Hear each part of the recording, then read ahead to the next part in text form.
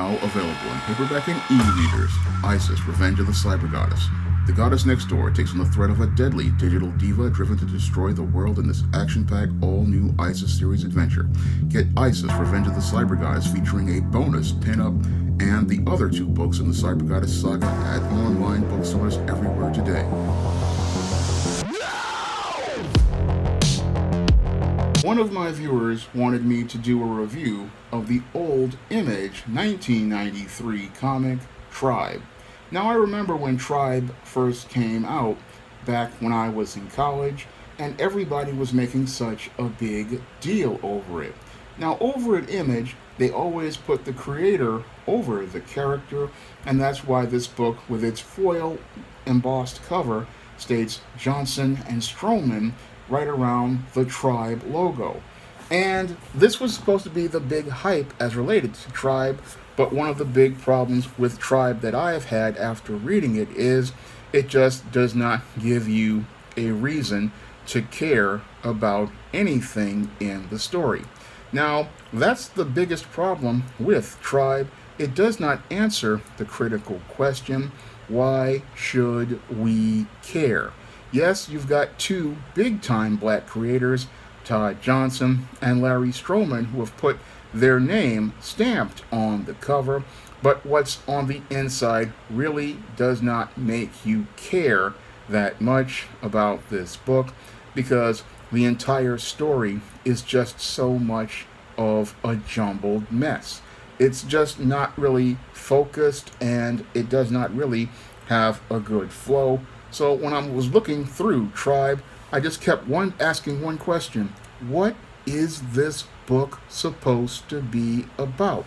Now, after we open the book up, we get in the credits section a picture of a big butt woman, but there's nothing here of substance. Everything is a flash, and that is one of the big problems with Image back in the day.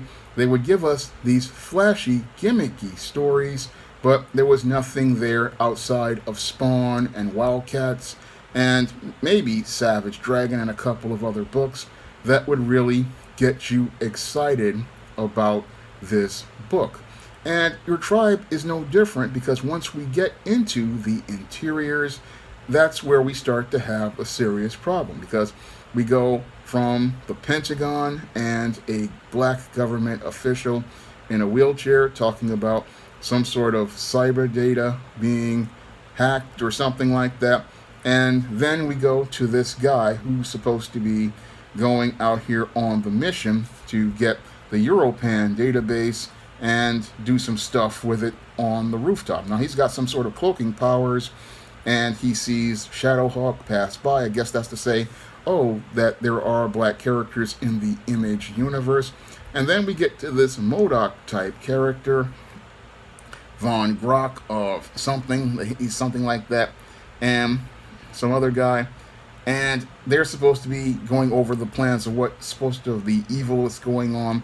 And then all of a sudden, Mr. Cloak gets caught, and this guy's trying to shoot some blast into his mind, and his armor manages to protect him. But I just don't know if I could get into the story, and I tried to get into the story for many years, because this isn't the first time I've read this Tribe #1, and it's just hard to get into it, because after the guy breaks out of the window, we get a fast guy who's sort of like the Flash.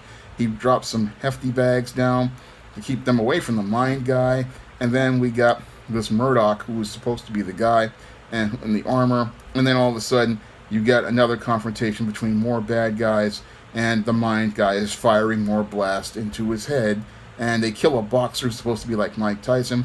But it's just a jumbled mess of a book.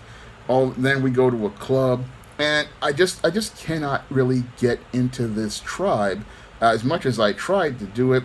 Eventually we get into this masculine big butt woman or something like that, and she's supposed to be training someone, but it doesn't really come together for me. I mean, I tried to get into this Tribe book, but back in the 90s, back in the 2000s, and I just couldn't get into it because the story is just all over the place.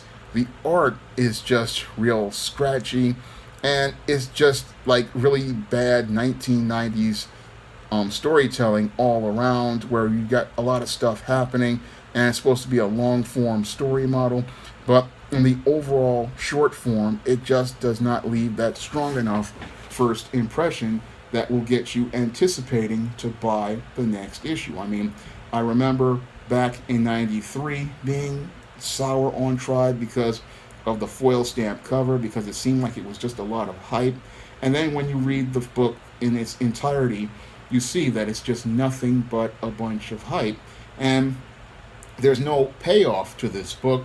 And that's why Tribe came out to a big hype, but then faded and fizzled out very quickly, because after the first issue at Image, the second book, I believe, I think it was published by somebody else, because this definitely was not Image, it was Axis Comics. And the reason why it was probably taken to another publisher is because the concept just wasn't strong enough to compel readers to pick it up. And the book eventually, after going to Axis Comics, eventually wound up just becoming forgotten after the third issue, and it just, nobody ever cared about Tribe again. It was a big high concept book that had a lot of hype, but the big problem with Tribe is Tribe, in spite of its foil stamped cover and big hoopla, just didn't answer the question of why should we care? Because in order for the reader to get excited about a book, you have to answer the critical question of why should we care? If we don't care about the book, we don't want to go out here and buy the next issue.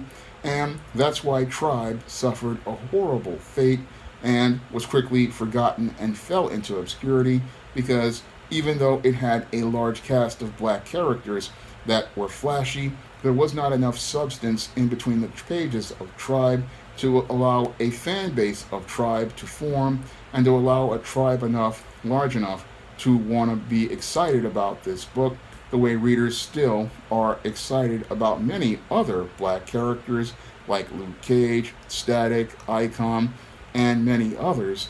This book just did not cut it for me. Even 20 years later, 25 years later, 28 years later, it just does not cut it for me.